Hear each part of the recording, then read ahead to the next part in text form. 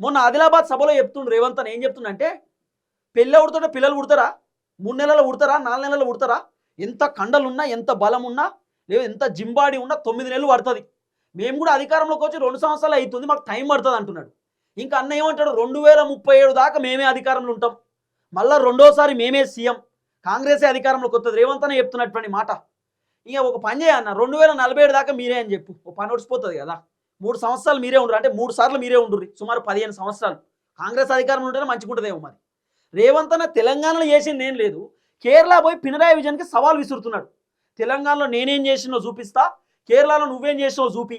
మళ్ళీ అన్న ఏమంటాడు కేరళలో చాలా అభివృద్ధి జరిగింది మస్తున్నది మేము కేరళలో ఏం జరిగింది ఏందనేది మేము ఇన్స్పిరేషన్గా తీసుకుంటాం మేము కేరళలో ఏం జరిగింది ఏందనేది మేము మొత్తం చూసి నేర్చుకుంటామని చెప్పి రేవంత్ అన్న చెప్తున్నాడు. మొన్న రేవంత్ అన్న మాట్లాడిన ఏమని నా ట్రాక్ రికార్డ్ తెలుసుకోండి తెలంగాణకు పోయి అంటున్నాడు. ట్రాక్ రికార్డ్ అట ఏం ట్రాక్ రికార్డ్ అన్న హైడ్రా తీసుకొచ్చి పేదల ఇల్లులు కూల్చుడా ఏం ట్రాక్ రికార్డు లగేచర్లకు సంబంధించినటువంటి బాధితులను తాటిగిరి పెట్టి కొట్టుడా లగేచర్ల భూములు లాక్కునుడా ఏం ట్రాక్ రికార్డు భూదాన్ భూముల పేర్లతోటి వెలుగు మాటలలో ఉన్నటువంటి పేదల ఇల్లు కూల్చేసుడా ఏం ట్రాక్ రికార్డ్ అన్న. ఇక్కడ పొంగులేటి శ్రీనివాస్ రెడ్డి భూములు కబ్జాలు పెట్టుడా పరిగి కాడ ఫార్మా కంపెనీ కోసం భూములు దండుకున్నట్టు ట్రాక్ రికార్డా ఏం ట్రాక్ రికార్డు కాంగ్రెస్ది. కాంగ్రెస్ అధికారంలోకి వచ్చినాక తెలంగాణలో జరిగింది ఏంది పేదవాళ్ళు మొర్రో మొత్తుకున్నారు ఏడ్చిర్రు పెడబోబోలు పెడుతున్నారు కన్నీరు పెట్టుకుంటున్నారు ఇవన్నీ కనబడతలేవా. కేరళ పోయి గొప్పలు చెప్పుకుంటున్నారు ట్రాక్ రికార్డు సూపర్ చేసినాం.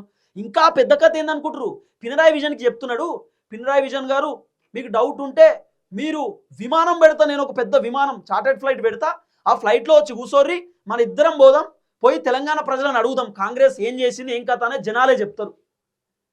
పినరాయి విజన్ కనుక అక్కడి నుండి ఇడికి వచ్చిండు అనుకో ఏడికి తెలంగాణ జనం పినరాయికి మొత్తం చెప్తారు రేవంత్ వచ్చిన తర్వాత మాకు పెన్షన్ రాలేదు రైతు బంధు లేదు రుణమాఫీ లేదు ఉద్యోగాలు కూడా లేవు ఈయన చేసింది ఏం లేదు ఉత్తదే అని చెప్పి ఖచ్చితంగా జనాలు కూడా చెప్తారు.